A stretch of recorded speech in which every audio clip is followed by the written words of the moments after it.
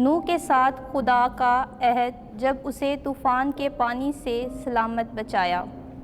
ہمارے لیے آج کی پہلی تلاوت تکوین کی کتاب اس کا 9 باب 8 سے 15 آیت تک۔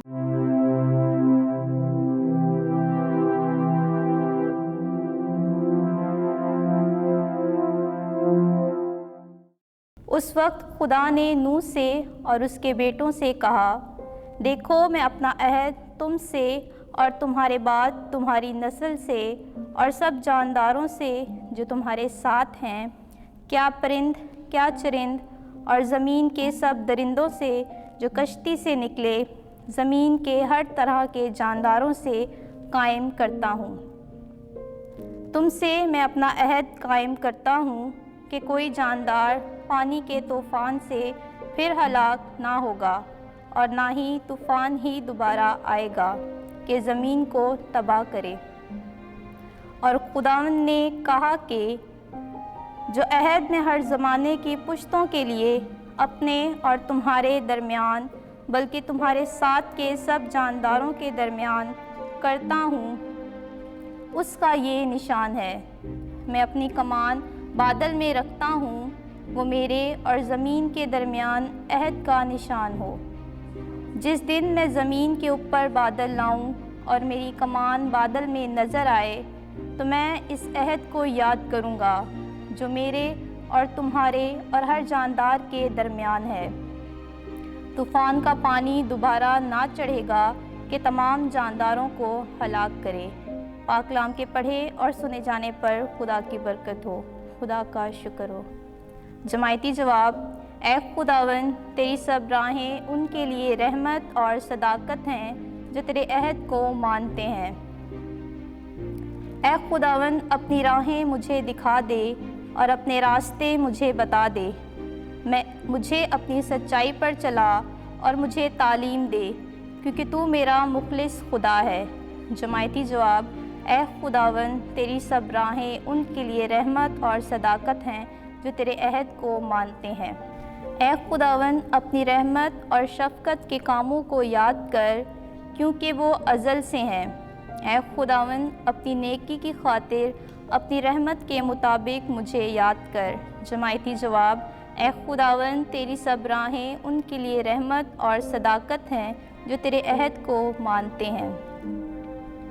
خداوند نیک اور صادق ہے، اس لیے وہ خطا کاروں کو چلنے کا طریقہ بتاتا ہے۔ وہ غریبوں کو راستے کی ہدایت کرتا ہے، وہ حلیموں کو اپنی راہ سکھاتا ہے۔ جماعتی جواب: اے خداوند، تیری سب راہیں ان کے لیے رحمت اور صداقت ہیں جو تیرے عہد کو مانتے ہیں۔ ہمارے لیے آج کی دوسری تلاوت مقدس پطرس رسول کا پہلا خط 3 باب 18 سے 22 آیت تک۔ عزیزو، مسیح ایک بار گناہوں کے واسطے مر گیا، یعنی راست باز ناراستوں کے لیے، تاکہ تم کو خدا کے پاس پہنچائے۔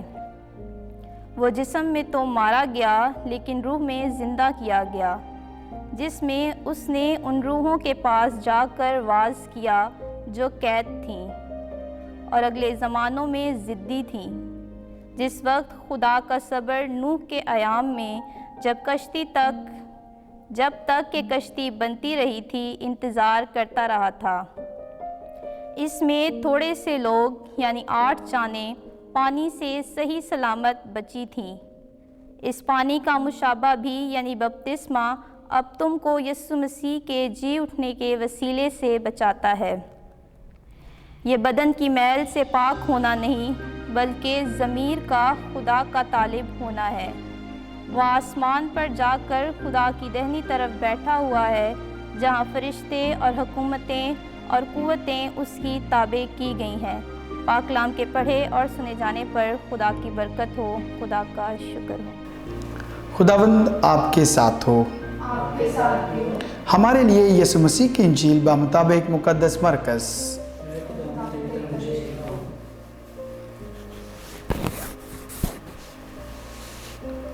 اس وقت روح نے فی الفور یسوع کو بیابان میں بھیج دیا، اور وہاں بیابان میں 40 دن شیطان سے آزمایا گیا اور جنگلی جانوروں کے ساتھ رہا، اور فرشتے اس کی خدمت کرتے تھے۔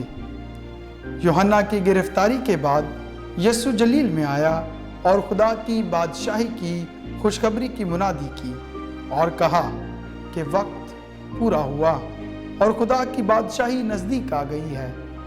तौबा करो और अंजील पर ईमान लाओ।